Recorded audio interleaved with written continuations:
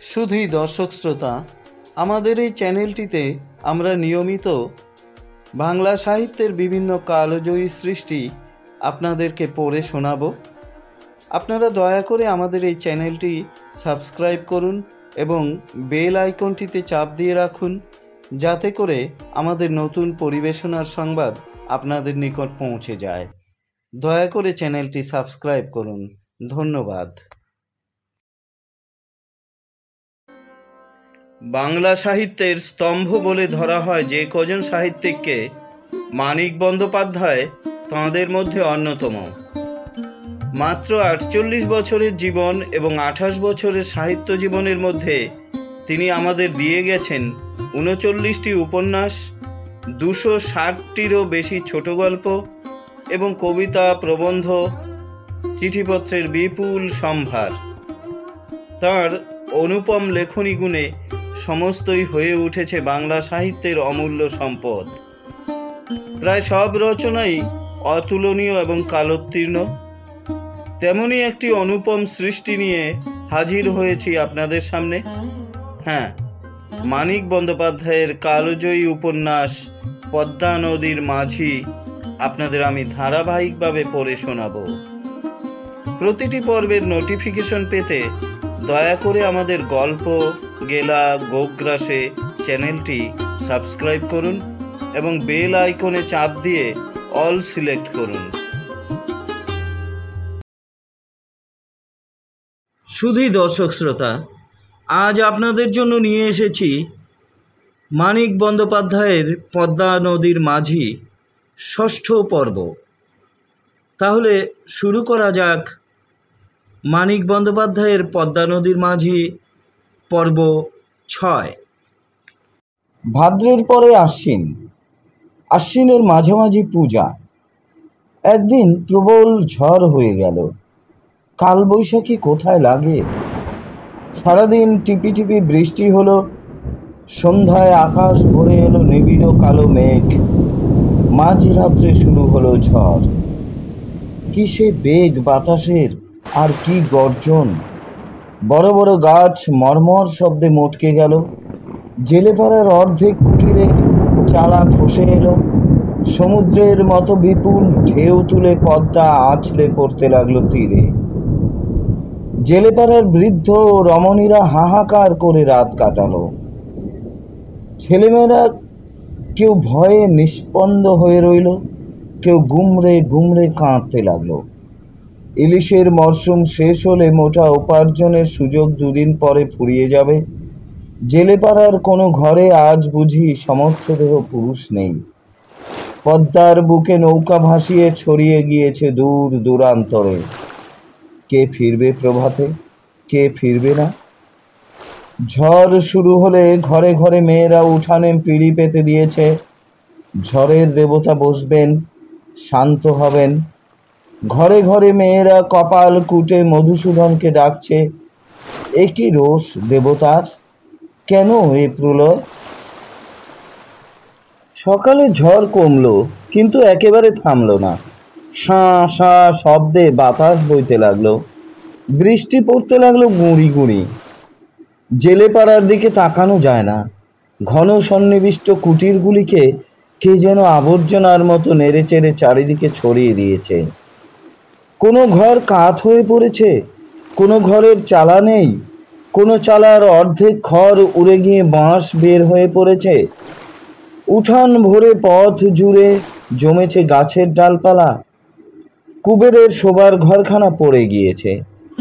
গোপী খুব আঘাত পেয়েছে। কে জানে ডান পাটি তার ভেঙে গিয়েছে কিনা। চালা উড়ে দূরে গিয়ে পড়েছে পিতমের গোয়াল ঘরের। হিরু আর সিধুর একখানা ঘরও দাঁড়িয়ে নেই। অনুকূলের 3খানা ঘরের একটার চালা নেই, বাকি 2খানার চালায় নেই খড়। রাসুর ঘরখানা ছিল একেবারে ফাঁকায়। ভিটা আর 2টি খুঁটি ছাড়া ঘরের চিহ্নটুকুও দেখতে পাওয়া যায় না। শীতলের বাড়ির চারপাশে বড় বড় গাছ।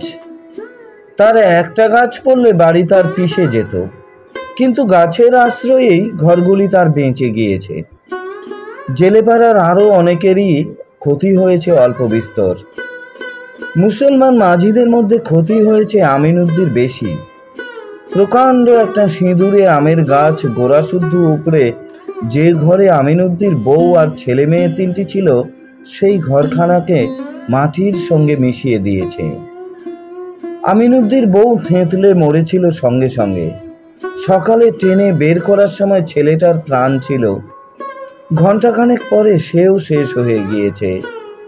শুধু মেয়েটার কিছু হয়নি। আমিনুদ্দি কোথায় আছে কে জানে, হয়তো ডাঙায়, নয়তো পদ্মার উত্তাল জলতলে। অত বড় মেয়েটা তার কারো সান্ত্বনা মানছে না, হাউ হাউ করে লুটিয়ে লুটিয়ে কাঁদছে। যে মেয়ের পর্দা রাখবার জন্য গরিব আমিনুদ্দি কুটির ঘেরে উঁচু বেড়া দিয়েছিল, আজ যার খুশি তাকে দেখে যাও। কালো চোখে কাল সে যে কাজল দিয়েছিল, এখনো তা ধুয়ে যায়নি। বেড়ার ফাঁকে ওর কাজল চোখের সলাজ চাহনি দেখে কাল বিকেলবেলা জহরের জোয়ান ছেলে নাসির বুঝি খুশি হয়ে পদ্মায় নৌকা ভাসিয়েছিল। পদ্মা হয়তো তাকে এতক্ষণ ধুয়ে মুছে ফেলেছে পৃথিবীর বুক থেকে। ভীত বিবর্ণ মুখে কাঁপতে কাঁপতে জেলেপাড়ার নরনারী পদ্মা তীরে গিয়ে দাঁড়ায়, আরক্ত চোখে চেয়ে থাকে উন্মত্ত জলরাশির দিকে। ঘাটে তিনটি নৌকা বাঁধা ছিল, একটি অদৃশ্য হয়েছে, দুটি উঠে এসেছে ডাঙায়। খানিক দূরে গাছপালা সমেত খানিকটা ডাঙা ধসে গিয়েছে, আরো খানিকটা অংশ ফাটল ধরে আছে, শীঘ্রই ধসবে। পদ্মা তীরে দাঁড়িয়ে থেকে কোনো লাভ নেই। চেয়ে চেয়ে চোখ ফেটে গেলেও কাল যারা নদীতে পাড়ি দিয়েছিল তাদের দেখতে পাওয়া যাবে না। যে নদীতে ডুবেছে সে তো গিয়েইছে। ডাঙায় যারা আশ্রয় পেয়েছে, পদ্মা শান্ত না হলে তাদেরও ফিরে আসা সম্ভব নয়। ডাঙা পথে আসতে পারে, কিন্তু এখনো মাঠে ঘাটে জল একেবারে সরে যায়নি। কে কোথায় ডাঙা পেয়েছে কে জানে, হয়তো সেখান থেকে ডাঙায় পায়ে হেঁটে আসবার সুবিধা নেই। বাড়ির জন্য মন হয়তো তাদের উতলা হয়েছে। ভোরের আলো ফুটলে এই উন্মাদিনী নদীর তীর ঘেঁষে নৌকা বেয়ে হয়তো তারা গ্রামে ফিরবার চেষ্টা করবে। বেলা বেড়ে উঠলে ধীরে ধীরে বাতাস পড়ে গেল, পদ্মা শান্ত হয়ে এলো। বিকেলে একটি দুটি করে জেলেপাড়ার নৌকাগুলি ফিরে আসতে লাগলো। প্রথমে যারা এসে পড়ল সবাই তাদের ঘিরে জুড়ে দিল কলরব। বাকি সব অন্য সকলের খবর কি? সবার খবর তারা দিতে পারল না। কে কোথায় তীরে ভিড়েছে কে জানে। দু চারজনের খবর মাত্র তারা বলতে পারল। যাদের সংবাদ জানা গেল তাদের উদ্বিগ্ন আত্মীয় স্বজনের মুখ থেকে একটা কালো পর্দা যেন সরে গেল। খবর যাদের মিলল না তাদের আপনজনেরা আবার নীরবে পদ্মার সীমাহীন বুকে দৃষ্টি পেতে রাখল। তবে প্রত্যেকটি নৌকাই এই একটি আশার বার্তা নিয়ে এলো যে কারো প্রাণহানি হয়েছে এ সংবাদ তারা শুনে আসেনি। বুক বেঁধে সবাই প্রতীক্ষা করতে পারে, হয়তো ব্যর্থ হবে না। আমিনুদ্দি ও নাসির একসঙ্গেই ফিরে এলো। আমিনুদ্দির জন্য কেউ ঘাটে আসেনি, জহর এসেছিল। নাসিরকে দেখে সে শুধু বলল, বাপজান ফিরা আলি রে, বলে আমিনুদ্দির দিকে চেয়ে একেবারে চুপ করে গেল। কারো মুখে কথা নেই। আমিনুদ্দিনকে দেখে সবাই স্তব্ধ হয়ে গিয়েছে। আমিনুদ্দিন এদিক ওদিক চাইল, তারপর ভীত উৎসুক কণ্ঠে জহরকে জিজ্ঞাসা করল, খবর কও মিয়া ভাই, ভালানি আছে বেবাকে? চুপ মারা রইলা কে রে? আয়। কারো কিছু বলবার ছিল না। হাত ধরে জহর তাকে ধীরে ধীরে গ্রামের দিকে টেনে নিয়ে গেল। তারপর এলো কুবের ও গণেশ। এলো তারা অনুকূলের নৌকায়। ধনঞ্জয়ের নৌকাটি ডুবে গিয়েছে। বোকা গণেশের একটি পা মচকে গিয়েছিল, ঝড়ে নয়, পা পিছলে একটা সে আছাড় খেয়েছিল ডাঙায়। উলুপি আজ সারাদিন একরকম পদ্ধতিরই কাটিয়েছে। গণেশকে ধরে সেই বাড়ি নিয়ে গেল। কুবেরের জন্য কেউ আসেনি। পরের মুখে সে তার ঘরের বৃত্তান্ত শুনতে পেল। বড় ঘরটা পড়ে গিয়েছে, যে ঘর ছাইবার জন্য হোসেন মিয়া সন দিয়েছিল। গোপীর পায়ে চোট লেগেছে। বিবর্ণ মুখে কুবের বাড়ির দিকে পা বাড়ালো। ঘর দুয়ার অনেকেরই পড়েছে। সর্বনাশ হয়ে গিয়েছে আমিনুদ্দির। কিন্তু তার নিজের ঘরখানা পড়ে যাওয়ার চেয়ে বড় দুঃসংবাদ কুবেরের কাছে আর কিছুই নয়। কবে আবার সে ঘর তুলতে পারবে কে জানে। মাথা গুঁজবে কোথায়। পথে দেখা হলো কপিলার সঙ্গে। কুবেরকে দেখেই কপিলা উচ্চস্বরে কাঁদতে থাকলো। বড় উচ্ছ্বাস কপিলার। বলল, ফিরাই সুমাজি, মুখ রাখছেন ঠাকুর, আমার মুখ রাখছেন। আমি না মানত কইরা তুইছে 5 পহার হরিলুট দিমু। কুবের বিব্রত হয়ে বলল, কাঁদো কেন? সঙ্গে চলতে চলতে কপিলা আত্মসংবরণ করল। পায়ে ভীষণ চোট পাইছে মাইয়া, শুনছো নি বৃত্তান্ত? কুবের মাথা হেলিয়ে বলল, হ, ফুলা গেছে না? ভীষণ ফুলছে। দিনটা ভইরা চিল্লাইয়া মরছে মাইয়া। চারিদিকে ভাঙা গাছ, ভাঙা ঘর, পত্রপল্লবে আচ্ছাদিত পথ। কুবেরের চোখে জল আসে। ঘরের কাছে গিয়ে সে দাঁড়ালো। ঘর কই কুবেরের? ভেঙে উঠোনে হুমড়ি খেয়ে পড়েছে। পিসির ঘরে সবাই আশ্রয় নিয়েছিল। ঘরে ঢুকে কুবের ঢেঁকিটার ওপর বসে পড়ল। গোপী শুয়ে শুয়ে কাতরাচ্ছে। পায়ে তার চুন হলুদ মাখানো হয়েছে, হাঁটুর কাছে বেজায় ফুলেছে। মালার চোখে ভীতি বিহ্বল দৃষ্টি। গত রাত্রের প্রলয়ঙ্কর কাণ্ড ভীরু পঙ্গু নারীটিকে আধমরা করে রেখে গিয়েছিল। এখনো সে সামলে উঠতে পারেনি। কুবের এসে পড়াতে সে যেন স্বস্তির নিঃশ্বাস ফেলে বাঁচল। পিসি ভাত রেঁধে রেখেছিল। ঝড় বাদল ভূমিকম্প কিছুই পিসির ভাত রাঁধা বন্ধ করতে পারে না। খানিক পরে উঠে কুবের ভাত খেলো। তারপর গোপীর কাছে একটু বসলো। যন্ত্রণায় মেয়েটার মুখ নীল হয়ে গিয়েছে। কি করবে কুবের? যন্ত্রণা লাঘবের কি মন্ত্র সে জানে, গোপীকে যাতে এতটুকু আরাম দিতে পারে? নীরবে চেয়ে দেখা ছাড়া কোনো উপায় নেই। মালা ধীরে ধীরে বলতে থাকে। মরমর করে ঘর ভেঙে পড়ার সময় আতঙ্কে দিশাহারা হয়ে ছুটে বাইরে যাওয়ার সময় কিভাবে গোপীর ওপর চালটা এসে পড়েছিল। ঘরে থাকলে মেয়েটার কিছু হতো না। ঝড়ের সময় যে বাইরে যেতে নেই, ঘরের মধ্যে থাকাই সবচেয়ে নিরাপদ, সেটুকু বুদ্ধি তো মেয়ের নেই। শুনতে শুনতে কুবের ঢুলতে থাকে। কুবেরের ঘুম পেয়েছে। উন্মুক্ত নদী তীরে বসে সে কাটিয়েছে ঝড়ের রাত্রি। সকালে হেঁটে এসেছে দেবীগঞ্জে। 2টি মুড়ি শুধু সে খেয়েছে। বাড়ি পৌঁছানো পর্যন্ত দুর্ভাবনায় ঢিপ ঢিপ করেছে বুকের মধ্যে। এখন পেট ভরে খেয়ে উঠে আর তার জেগে থাকবার ক্ষমতা নেই। মালার সব কথা তার কানে যায় না। গোপীর মাথার কাছে সংকীর্ণ স্থানটুকুতে কোনো মতে কাত হয়ে সে একসময় ঘুমিয়ে পড়ে। সন্ধ্যার আগে জেলেপাড়ার সবাই ফিরে এলো। পদ্মার গ্রাসে কেউ যায়নি। প্রীতম মাঝির নৌকাটি শুধু মাঝ নদীতে ঝড়ের মুখে পড়ে ডুবে গিয়েছে। নৌকায় ছিল প্রীতমের ছেলে মাখন, কুবেরের প্রতিবেশী সিধু আর তার ভাই মুরারি।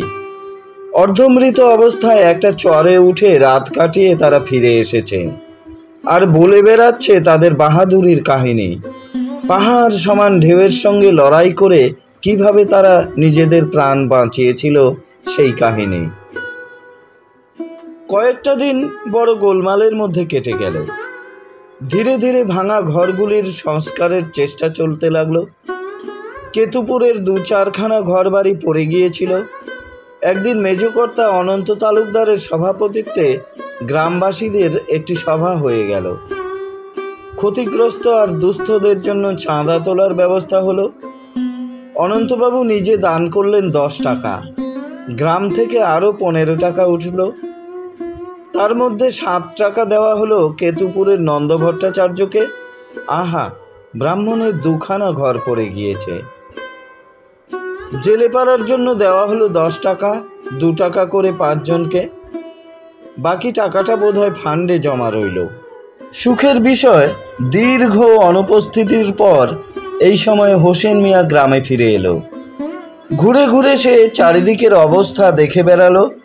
তারপর দাড়ি নেড়ে বলল, না, টাকা কর্জ দিমু না, সন দিমু, বাঁশ দিমু, নিজে খাড়াইয়া তোমাগো ঘর তুললা দিমু, শেষে নিকাশ নিয়া খত লিখুম, একটা করে টিপ দিবা, তাই সই। পুরনো জীর্ণ ঘরের বদলে যদি নতুন ঘর ওঠে, খত লিখে দিতে আর আপত্তি কি? ঘর যাদের পড়ে গিয়েছিল সবাই তারা খুশি হয়ে উঠল। যাদের ঘর পড়েনি তারা দুঃখিত হয়ে ভাবল, ঘর দুয়ার তাদেরও পড়ে গেলে মন্দ হতো না। সবাই সাগ্রহে হোসেন মিয়ার সাহায্য গ্রহণ করলো না শুধু আমিনউদ্দিন।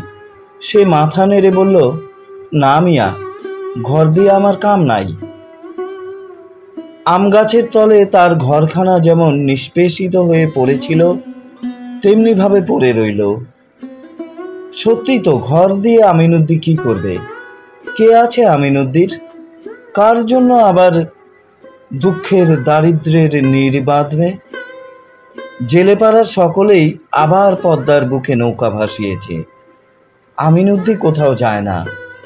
কার জন্য পদ্মার অতলে সে জীবিকার সন্ধান করবে? শুধু মেয়েটা আছে, মমিন। কেন আছে কে জানে।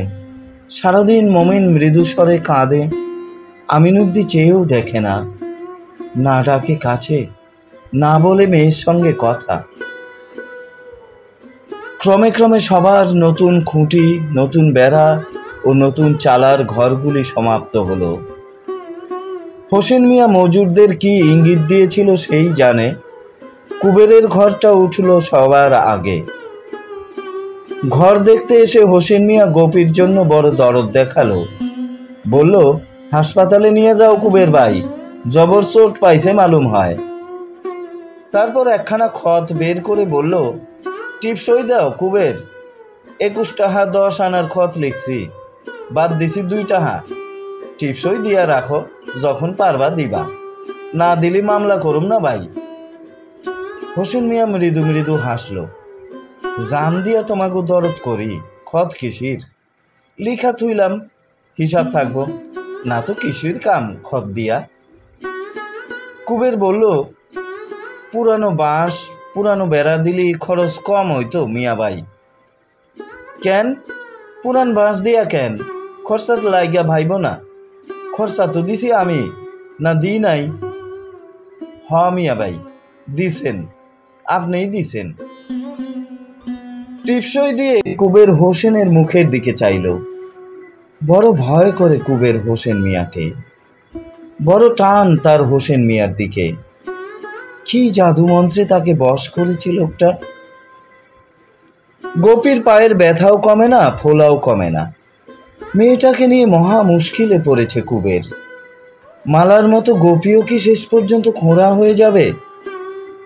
কি ব্যবস্থা করা দরকার কুবের বুঝে উঠতে পারে না।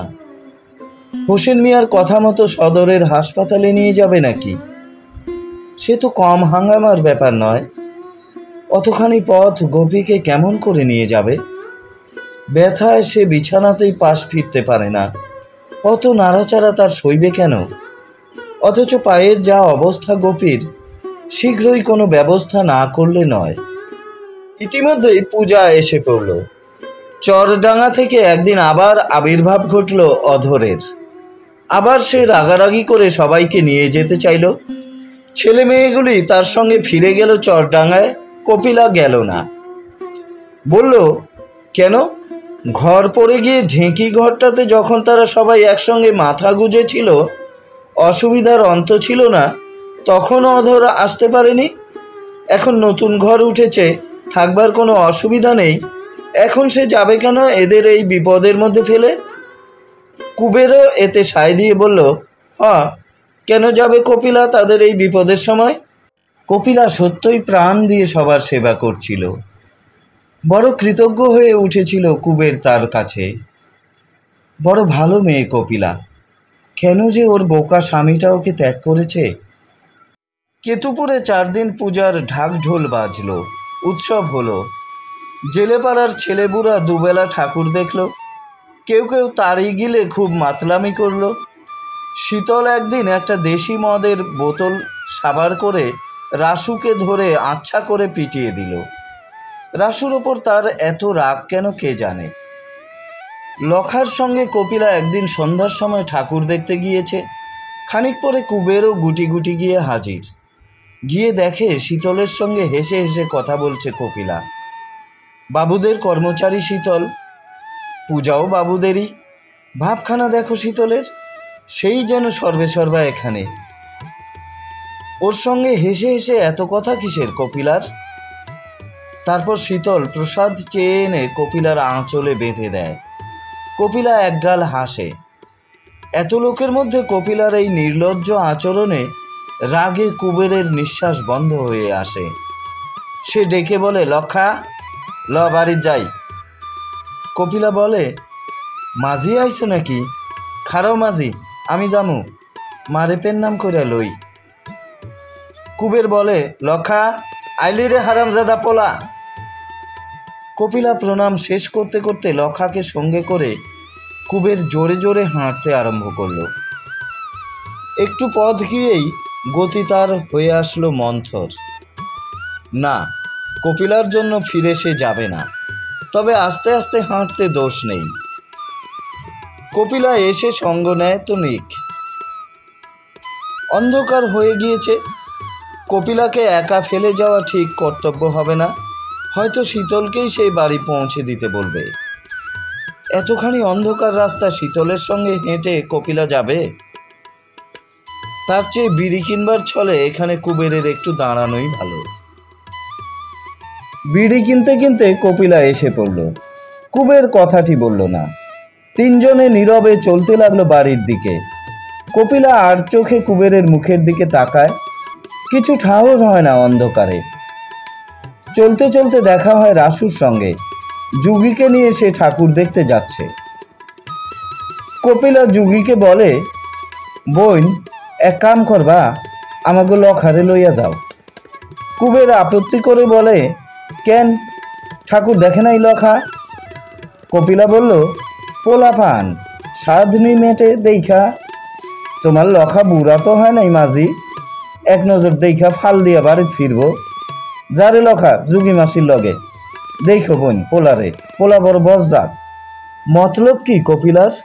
লখাকে সরিয়ে দিল কেন? কিছুই যেন বুঝতে পারা যায় না। কপিলা নীরবে পথ চলে। কুবের মনে মনে রাগতে থাকে। শেষে একটা তেঁতুল গাছের তলে পথের যেখানে দুর্ভেদ্য অন্ধকার রচিত হয়েছে, সেখানে হঠাৎ কুবের শক্ত করে কপিলার আঁচল চেপে ধরে।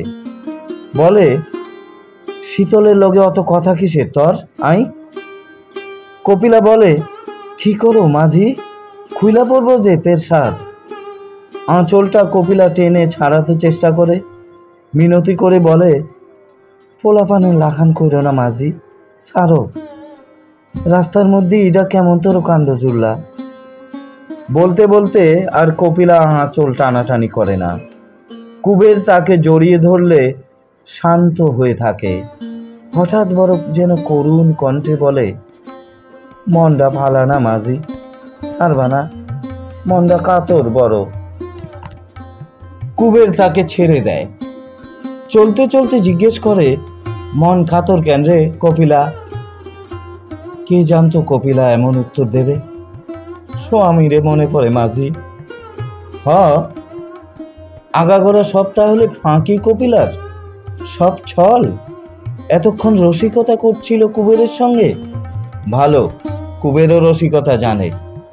কপিলার গালটা সে টিপে দেয়, হিহি করে হাসে, বলে, তাই ক কপিলা, তাই ক। যে স্বামী দূর কইরা খেদাইয়া দিছে তার লাগে মনটা পোড়ায় তোর? গেলেই পারো স্বামীর ঘর। জামু বলে কপিলা হনহন করে হাঁটতে আরম্ভ করে।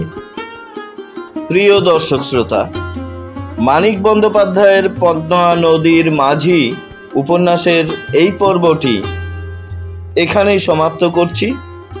আবার আগামী পর্ব নিয়ে অচিরেই আপনাদের সামনে হাজির হব।